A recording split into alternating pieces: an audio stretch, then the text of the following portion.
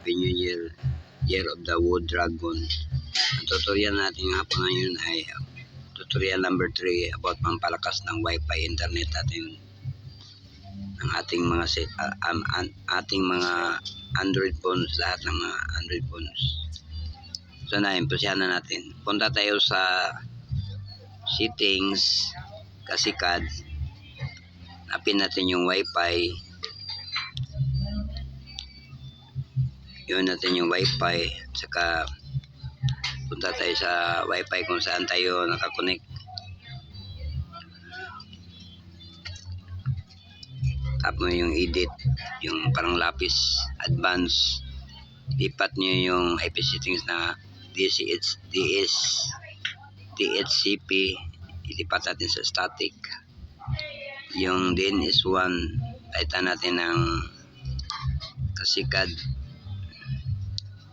Natin ng 2.0.208.627.222.222 ang DNS1.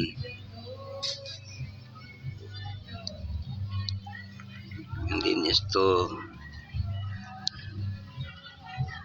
lagyan natin ng 208.67.220.220.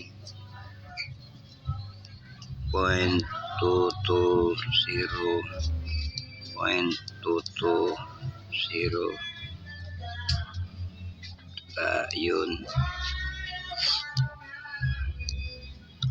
Back. Punta ka sa internet nyo. Yun, instant na maglakas na yung Wi-Fi internet nyo.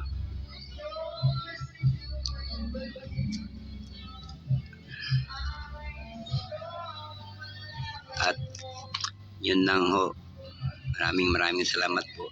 Please subscribe my channel, Kasikad. Please click the notification bell, subscribe, share. Tapos click the notification bell, update ka sa aking mga bagong video. Bye bye. Magandang hapon sa inyo lahat. Thank you.